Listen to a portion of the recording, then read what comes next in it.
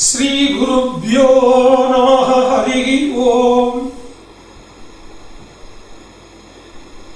नारायणं नमस्कृत्य नरं चैव नरोत्तमं देवीं सरस्वतीं व्यासं ततो जयमुदीरयेत्। श्री गुरुभ्यो नमः हरि ओम। श्रीमद्भागवतं महापुराणं दशमस्कंदं पूर्वभागं कृष्णलीले बाललीले वृंदावनत्तिले कृष्णन सेय्गिன்ற கோலாட்டமான விஷயங்கள். சுக்கரங்கரான பிரம்மர்ஷி பரீட்சித் ராஜனுக்கு சுக்ரதால் அப்படிங்கிறதான க்ஷேத்திரத்திலே இந்த பாகவதத்தை சொல்லிட்டு இருக்கிறச்சே கிருஷ்ணனை பத்தி மேலும் மேலும் கேட்கணும்னு இவனுக்கு ரொம்ப ஆர்வம் ராஜனுக்கு. சத்குருநாதரே சொல்லுங்கோ, இந்த ராசக்கிரீடை நடந்த ராத்திரிக்கு பிரம்மராத்திரம்னு பேர். போன எபிசோட்ல பார்த்தோம் இல்லையா? அந்த ராசக்கிரீடை வேணுநாதகல காதராகதி யோஜனா லோபனீய மிருத பாத பாதகிருத தாளமேளன மனோகரம் பாணிஷம்பணித கங்கணம் சமுகு அம்சலம்பிதகராம்புஜம் ஸ்ரோணி பிம்பசலதம்பரம் பஜத ராசகேளி ரசடம்பரம் பஜத ராசகேளி ரசடம்பரம். அந்த ராசக்கிரீடைங்கிறதான அந்த விஷயம் நடந்த அந்த ராத்திரிக்கு பிரம்மராத்திரம்னு பேர். 5 லட்சம் பேர் கோபிகைகள் இப்படி ரவுண்டா நின்று நர்த்தனம் ஆடி இருக்கா. அன்று முதல் அநேகமாக ஒவ்வொரு இரவிலும் ஸ்ரீகிருஷ்ணன் குழலூதி வருவார். குழலூதும் மனதை என்று சொல்லுவார் முத்துக்காடு. குழலூதி மனமெல்லாம் கொள்ளை கொண்ட இறைவன் அப்படின்னு பாடுவார். கண்ணன் வருகின்ற நேரம் கரையோரம், கண்ணன் வருகின்ற நேரம் கரையோரம் அப்படி ஒரு பாட்டு இருக்கு. ரொம்ப பிரசித்தியா எல்லாரும் பாடலாம். அந்த கண்ணன் வருகிற நேரம் அது கிருஷ்ணராத்திரிகள். கோபிகைகள் எல்லாம் அந்த குழலூசியை கேட்டவுடனே கிளம்பிடுவா வீட்டை விட்டு. அப்படி நடந்துன்றது வைபவம். ஒரு காலத்திலே இவாள்னா பார்வதி பரமேஸ்வரால பூஜை பண்றோம்னு சொல்லி பிருந்தாவனத்திலிருந்து கொஞ்சம் தூரம் அற்புதமான ஒரு தீர்த்த கடை, அந்த தீர்த்த கரைக்கு போய் இவாள்னா அங்கேயே தங்கி சமைச்சு சாப்பிட்டு முக்கியமான ஆவினங்களை எல்லாம் கூடவே கூட்டிட்டு வந்திருந்தார். அந்த ஆவினங்கள் மேய கொஞ்சம் வயதானவா சமைக்க, மகளிர் பூப்பறிக்க, நந்தன் உபநந்தன் முதலானவர்கள் எல்லாம் நிர்வாகத்தை பார்த்துட்டு இருக்க, பலராமனும் கிருஷ்ணனும் கோபகோபியர்களோடு விளையாட ஒரு அற்புதமான இரவு. இந்த நந்தன் எல்லாம் சரியா நடந்துட்டு இருக்கான்னு அப்படி பார்க்கணும். அது ஒரு வனம், தீர்த்த கரை, அப்படி விஸ்தாரமான பிரதேசத்துல கொஞ்சம் அப்படி சுத்தி வரலாம் ராத்திரி நேரம். அப்போ அந்த நந்தன் யசோதையினுடைய கணவன் போன இடத்திலே திடீர்னு ஒரு பெரிய சர்ப்பம், ராஜ சர்ப்பம், நவநாக சகஸ்ரபா அப்படின்னு வேதம் சர்ப்பசூக்தம், மிகப்பெரிய சர்ப்பம் அப்படி நந்தனை பிடிச்சு சுத்திட்டு விழுங்க போன நேரத்துல நந்தன் கிருஷ்ண கிருஷ்ணா கோவிந்த கோவிந்த கோவிந்தா அப்படின்னு அபய குரலை எழுப்புகிறார். அப்படி நெரிக்கிறது.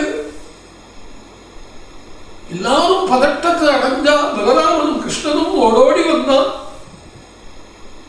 அந்த கிருஷ்ணன் நேரா சர்ப்பத்தினிடத்திலே பயமில்லாமல் பக்கத்துல போய் அந்த சர்ப்பத்தோட வால நென்ன மிதிச்சம். ஒரு மிதி பிடிச்சு அழுத்தணும். இந்த டிரைவர்ஸ் எக்ஸலேட்டரா அழுத்துவாளே அது மாதிரி அழுத்தம். சர்ப்பத்துக்கு வேதனை தாங்கல. நந்தனை விட்டுட்டு ஒரு கந்தர்வனா வித்யாதரனா மாறி நின்றான். பிடிக்கிற போது பாம்பு.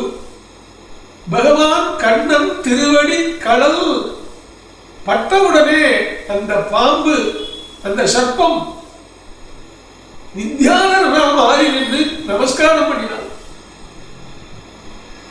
ஹே கிருஷ்ணா பாகி பாகி மகாபிரபோ அபயம் அபயம் ஹே நாதம்.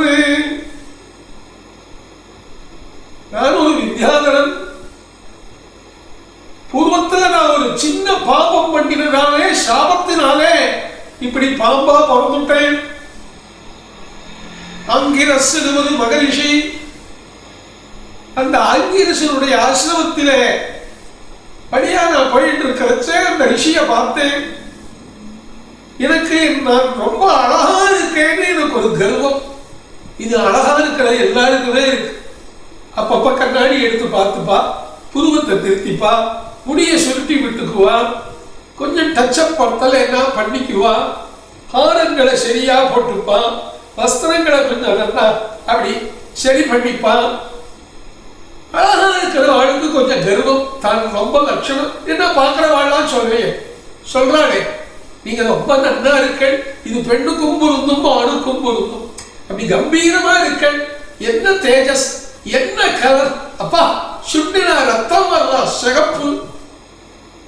இவ சரீரத்தை அழிந்து நாசமாகி போய் பிடமென்று பெயரிட்டு சூரியன் காட்டினை கொண்டு போயிட்டு சுட்டு நீரினுள் மூழ்கி நிலைப்பொழியக்கூடிய இந்த தேகத்தை சாஸ்வதம்னு நினைச்சு அழகு அழகு அழகு. சில பேர் குழந்தை அழகா இருந்தா அழகேசன், அழகுராஜன், அழகு பிரபு, அழகு ரத்தினம், அழகு ராஜா, அழகரசன் இப்படியெல்லாம் பேர் வைக்கிறோம். என்ன சுவாமி, இந்த புற அழகு அழிந்து போகக்கூடிய ஒன்று. குழந்தையில எல்லாரும் அழகு. எங்க பாட்டி சொல்லுவா, கத்தை குட்டியிலி தும்ப சென்னா இருத்தே அப்படின்பா. புரிஞ்சா அர்த்தம் பண்ணிக்கோ. கத்தை குட்டியிலி தும்ப சென்னா இருத்த. வர வர மாமியா இந்த மாதிரி ஆனாலும் வயோதிகம் வருது பாருங்க, அது மாற்றிடும். சில பேர் சின்ன வயசுல ஏதோ மாதிரி இருப்பா, வயசாக கொஞ்சம் தேஜஸ் வந்துடும், பூஜை தபஸ் எல்லாம் பண்ணி இந்த அழகுங்கிறது வர்றதும் போறதுமா இருக்கு. இந்த சரீராபிமானம் ரொம்ப தப்பில்லையா? இந்த சரீரத்தை அபிமானிக்கலாமா? அந்த சரீரத்தை மோகிக்கலாமா? ஆனால் வித்யாதரனாகிய நான் என் தேகத்துல அழகா இருக்கேங்கிற கர்வத்தோட மற்ற எல்லாரையும் நான் பரிகசிச்சேன். அந்த ஆங்கிரசமணியை பார்த்து குரூபி அப்படின்னு நான் சொல்லிவிட்டேன். என்ன இப்படி இருக்கேன், தடிவாலா குரூப்பியா இருக்கேன், ஜடாபடி வச்சுட்டு இருக்கேன், தாடி வச்சுட்டு இருக்கேன், எலும்பும் தோல்மா இருக்கேன், சுருக்கங்கள்லாம் விழுந்திருக்கு, குரூபியா இருக்கேன் அப்படின்னு நான் அங்கீரச மகரிஷியை சபிச்சுட்டேன். அவர் விரதத்தாலும் தியானத்தாலும் தபஸாலும் பக்தி வைராக்கியத்தாலும் விவேகத்தாலும் சமாதி சக்க சம்பத்தாலும் மும்முட்சுத்துவத்தாலும் நிதித்தியாசனத்தாலும் சிரவண மகன நிதித்தியாசனத்தினாலும் மகாவாக்கிய சோதனங்களாலும் யோகங்களாலும் நிஷ்டைகளாலும் அவர் அப்படி இருந்து இருந்து இருந்து அந்த தேகம் வாடி போயிருக்கிறதே நான் குரூபின்னு சொல்லிவிட்டேன். மகரிஷிக்கு தேகாபிமானம் இல்லை, ஆனா என் கர்வத்தை அடக்கணுங்கிறதுக்காக, என்னுடைய திமிரு போகணுங்கிறதுக்காக என்ன சபிச்ச, சர்ப்பமா போ அப்படின்னு. நான் சர்ப்பமா ஆயிட்டேன். இந்த சர்ப்பத்துக்கு சுதர்சனம்னு பேரு. இந்த சுதர்சன வித்யாதரன் சுதர்சன சப்ரா ஆயிட்டான். எனவே அந்த சுதர்சன சர்ப்பமா இருந்த எனக்கு எப்ப விடுதலைன்னு மகர்ஷியை கேட்டேன். நமஸ்காரம் பண்ணி மன்னிப்பு கேட்டுட்டேன். அப்ப அங்கீரச மகரிஷி சொன்னார், கிருஷ்ணாவதாரம் நடக்கும் பாலலீலையிலே உன்னி கிருஷ்ணன் பிருந்தாவனத்துக்கு பக்கத்திலே வருவான். அங்கே போய் நீ வாசம் பண்ணு. கிருஷ்ணனுடைய திருவடி பட்டுதுன்னா உனக்கு விடுதலைன்னு சொல்லியிருந்தார். ஹே மகாபிரபோ யோகி யோகின்றே, ஏ கிருஷ்ணா ஜெகநாதா மகாபிரபோ, அழகுன்னா அதுக்கு நீதானே. சாட்சாத் மன்மத மன்மதா, நீ சாட்சாத் மன்மத மன்மதனா இருந்துட்டு இருக்கிற. உன்னை முன்னாடி நான் என்ன அழகு, கர்வம் ஒழிந்தது, என்ன வந்துச்சுடு அப்படின்னு கேட்டான். அவனுக்கு வாழ்த்தொழிகள் சொல்லி அவனை வித்யாதர லோகத்துக்கு அனுப்பிச்சுட்டு நந்தனையும் அனுப்பிச்சுட்டு வந்து எல்லாரும் அந்த பார்வதி பரமேஸ்வர பூஜையை ரொம்ப திவ்யமா பண்ணினான். அதுக்கப்புறம் பிருந்தாவனத்துக்கு வழக்கமான இடத்துக்கு வந்து அவர்களுடைய பிரதேசத்துல வசிச்சு கிடைச்ச நித்தியம் கோலாகலம். கோப கோபியர்கள் எல்லாம் நர்த்தனம் ஆடுவா. காஞ்சி காஞ்சன காஞ்சி லாஞ்சித லசப்ரீதாம்பராலம்பினி. அந்த பகவானுடைய தோற்றம் காஞ்சி கலாபபரியஸ்தம் லசத்காஞ்சனூபுரம் தர்சனீயதமம் சாந்தம் மனோநயனவர்தனம் அப்படிங்கிறதான பகவானுடைய தோற்றம். ஸ்ரீகிருஷ்ணன் அந்த யமுனைக்கரை ஓரத்திலே இவாழ்லாம் கோபகோபிகைகளோட இருக்கிறச்சே ஒரு சங்கசூடன் ஒரு ராட்சசன். அந்த அசுரன் என்ன பண்ணினான், சில கோபியர்களை தூக்கிட்டு ஓட ஆரம்பிச்சுட்டான். எல்லாரும் கதறா, பலராமா கிருஷ்ணா அபயம் மகாபிரபோ. இந்த ஜனங்கள்லாம் கஷ்டம் வந்தா கிருஷ்ணாங்கிறது இது நியாயமா? எப்பவுமே பகவத் தியானத்துல இருந்துட்டு இருக்கணும். ஆமா, இப்ப கோபிகைகளை தூக்கிட்டு ஓடலாம் சங்கசூடன். அந்த சங்கசூடனே இவ துரத்திட்டு போய் கோபியர்களை விடுவிச்சு பலராமரை பாதுகாப்பா வச்சுட்டு தப்பிச்சு ஓடுற சங்கசூடன் பின்னாடியே கிருஷ்ணன் ஓடி அந்த சங்கசூடங்கிற அசூரனை சம்ஹாரம் பண்ணி அவருடைய சிரஸ்ல ஒரு ரத்னம் இருந்தது, ஒரு சங்கம். அதனாலதான் அவனுக்கு சங்கசூடன்னு பேரு.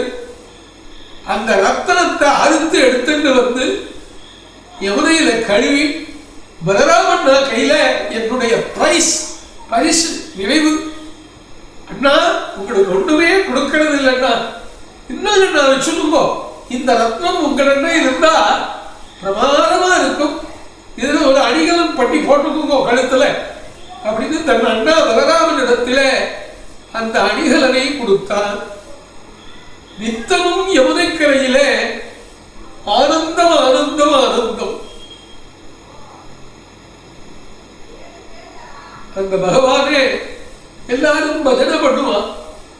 அந்த பஜனை கிருஷ்ணநாமாவளியா இருக்கும், அதுல ராம்சம் இருக்கும், பிரேமை இருக்கும்.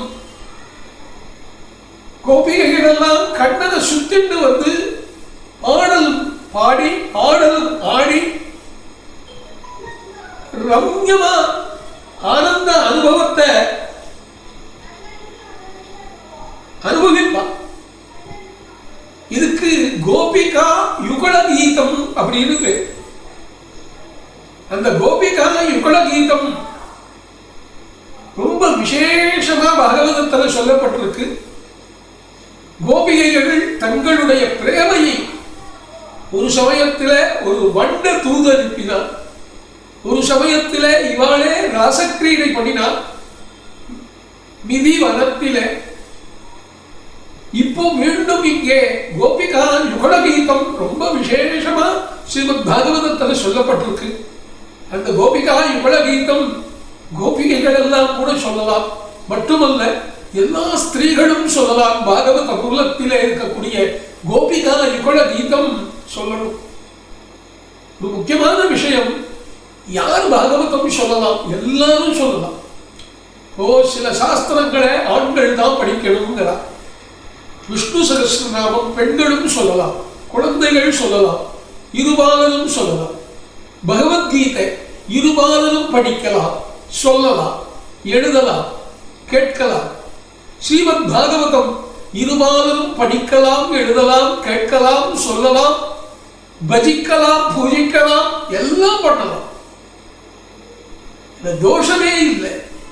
அதனாலே அந்த கோபிகா யுகல கீதம், ராசக்கிரீடையிலே அந்த தவகதா அமிர்தம்ங்கிறதான பகுதி, பிரபல கீதை, இதையெல்லாம் நீங்க நன்னா சொல்லி நீங்க ஆனந்தத்தை அடையணும்னு சொல்லி நான் பிரார்த்தனை பண்ணிக்கிறேன். கிருஷ்ணாய வாசுதேவாய ஹரயே பரமாத்மனே பிரணத க்லேசநாசாய கோவிந்தாய நமோ நமः. சர்வத்ர கோவிந்த நாம சங்கீர்த்தனம். கோவிந்தா.